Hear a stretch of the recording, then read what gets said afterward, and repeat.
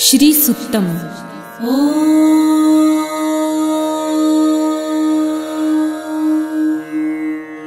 हिरण्यवर्णां हरिणीं सुवर्णरजतस्रजां चन्द्रां हिरण्मयीं लक्ष्मीं जातवेदो महावह ताम आवह जातवेदो लक्ष्मीमनपगामिनीं यस्यां हिरण्यं विन्देयं गामश्वं पुरुषानहम् अश्वपूर्वां रथमध्यां हस्तिनादप्रबोधिनीं श्रियं देवीमुपह्वये श्रीर्मा देवी जुषताम् कासोस्मितां हिरण्यप्राकाराम् आर्द्रां ज्वलन्तीं तृप्तां तर्पयन्तीं पद्मे स्थितां पद्मवर्णां तामिहोपह्वये श्रियम् चन्द्रां प्रभासां यशसा ज्वलन्तीं श्रियं लोके देवजुष्टामुदाराम् तां पद्मिनीं शरणमहं प्रपद्ये लक्ष्मीर्मे नश्यतां त्वां वृणे आदित्यवर्णे तपसोऽधिजातो वनस्पतिस्तव वृक्षोऽथ बिल्वः तस्य फलानि तपसानुदन्तु मायान्तरायाश्च बाह्या अलक्ष्मीः उपैतु मां देवसखः कीर्तिश्च मणिना सह प्रादुर्भूतो सुराष्ट्रेऽस्मिन् कीर्तिमृद्धिं ददातु मे शुक्लपासामलां ज्येष्ठाम् अलक्ष्मीं नाशयाम्यहम् अभूतिं समृद्धिं च सर्वानिर्णुद मे गृहात् गन्धद्वारां दुराधर्षां नित्यपुष्टां करिषिणीम् ईश्वरीं सर्वभूतानां तामिहोपह्वये श्रियम् मनसः काममाकुतिं वाचः सत्यमशीमहि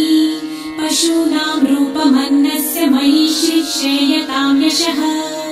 कर्दमे प्रजाभूता मयि सम्भव कर्दम श्रियं वासय मे कुले मातरं पद्ममालिनीम् आपसृजन्तु सिद्धानि चित्रितवस मे गृहे निज देवीं मातरं श्रियं वासय मे कुले आर्द्रां पुष्करिणीं पुष्टिपिङ्गलां पद्ममालिनीं चन्द्रां हिरण्मयीं लक्ष्मीं जातवेदो महावह आर्द्रां यकरिणीं यष्टिं सुवर्णां हेममालिनीं सूर्यां हिरण्मयीं लक्ष्मी जातवेदो महावह ताम आवह जातवेदो लक्ष्मीमनपगामिनीं यस्यां हिरण्यं प्रभुतं गावो दासोऽश्वान् विन्देयं पुरुषानहम् यः शुचिः प्रयतो भूत्वा जुहुयादाजमन्वहम् सूक्तं पञ्चदशर्च च श्रीकामः सततं जपेत् पद्मानने पद्म उरु पद्माक्षी पद्मसम्भवे तन्मे भजसि पद्मक्षी येन सौख्यं लभाम्यहम् अश्वदायै गोदायै धनदायै महाधने धनं मे लभतां देवी सर्वकामाश्च देहि मे पद्मानने पद्मविपत्रे पद्मप्रिये पद्मदलायताक्षी विश्वप्रिये विष्णुमनोनुकूले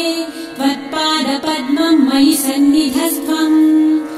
पुत्रपौत्रं धनं धान्यं हस्ताश्वादिगवेरथम् प्रजानां भवसि माता आयुष्मन्तं करोतु मे धनमग्निर्धनं वायुर्धनं सूर्यो धनं वसु धनमिन्द्रो बृहस्पतिर्वरुणं धनमस्तु मे वैनतेय सोमं पिबतु वृतः सोमं धनस्य सोमिनो मह्यं ददातु सोमिनः न क्रोधो न च मात्सर्य न लोभो नाशुभामतिः भवन्ति कृतपुण्यानां भक्तानां श्रीसूक्तं जपेत् सरसिजनिलये सरोजहस्ते